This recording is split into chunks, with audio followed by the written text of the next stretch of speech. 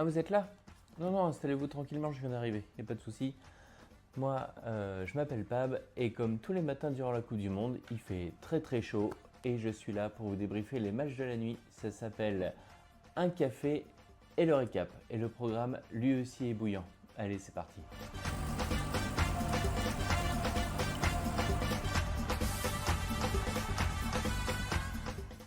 Alors, je vous l'ai dit, le programme de la nuit dernière était très très chargé puisqu'il y avait 6 rencontres au programme. Alors, je les ai pas tous retenus, je vous donne les résultats pour être sûr de ne pas bafouiller. Il y a eu la Suisse a battu le Canada 2-1, la Bosnie a battu le Qatar 3-1, le Brésil a battu l'Écosse 3-0, le Maroc a battu Haïti 4-2, le Mexique a battu la Tchéquie 3-0 et l'affiche que je vais retenir dans cette soirée, c'est l'Afrique du Sud qui a battu la Corée du Sud 1-0. Et ça, c'est une petite surprise parce que les Sud-Africains n'étaient pas forcément favoris de cette rencontre. Et grâce à ce succès, ils se qualifient pour la première fois de leur histoire pour une phase d'élimination directe d'une Coupe du Monde. Pour la première fois, ils franchissent le premier tour et ils affronteront le Canada en 16e de finale. Pour la Corée du Sud, en revanche, il va falloir attendre pour savoir s'ils terminent parmi les meilleurs troisièmes.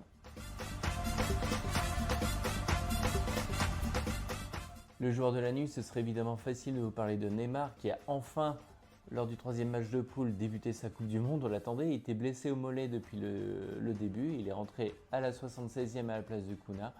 Donc du côté du Brésil, c'est la fête. Neymar, le numéro 10, a rejoué. Mais moi, le joueur de la nuit, ça reste Jean-Kévin Duverne. Parce que le gars, il joue à Haïti, il affronte le Maroc en Coupe du Monde. Et pendant ce temps, il a ses copains du FC Nantes qui ont repris l'entraînement en Ligue 2 à la Genelière par plus de 40 degrés. Oh, et Jean-Kévin, t'es plus en prêt là, il faut revenir à Nantes, hein. C'est parti.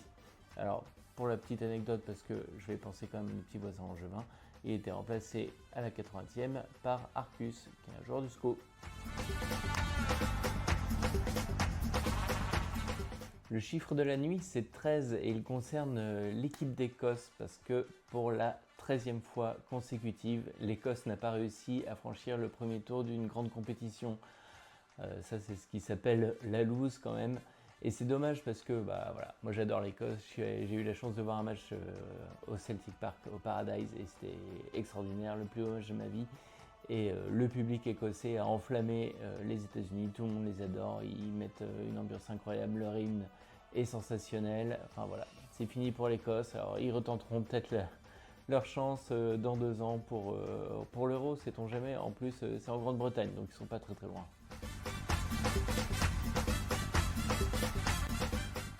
Allez, je vous donne le programme du jour avec là encore 6 rencontres au programme. C'est logique puisque c'est la 3e journée de phase de poule et donc tous les adversaires peuvent s'affronter en même temps pour des questions d'équité. Je regarde mon agenda. Il y a à 22h Équateur-Allemagne, Curaçao face à la Côte d'Ivoire. Curaçao qui pourrait réussir à l'exploit de se qualifier. Ils sont toujours en course en tout cas. Le Japon affronte la Suède à 1h du matin. La Tunisie va essayer pour une fois de ne pas prendre 4 buts face aux Pays-Bas. Ils vont essayer de sauver l'honneur. La Tunisie d'Hervé Renard. Et à 4h du matin, Turquie et États-Unis. Alors là, ce match-là, accrochez-vous si vous voulez le regarder. La Turquie est déjà éliminée, les États-Unis sont déjà premiers. Donc bon, il faut vraiment aimer le foot. Et à 4h du matin aussi, le Paraguay face à l'Australie. Moi, en tout cas, je serai là demain matin pour vous débriefer tout ça avec un café et le récap. Allez, soyez au rendez-vous. Dis donc, t'as regardé la vidéo de Marc, toi, hier? Franchement, elle était super. Franchement, génial la vidéo, mais j'ai quand même une petite question au niveau du casting. Est-ce que tu crois qu'on peut, pour un café et le récap, mettre un journaliste qui n'aime pas le café? Enfin, franchement, j'ai un petit doute au niveau déontologique.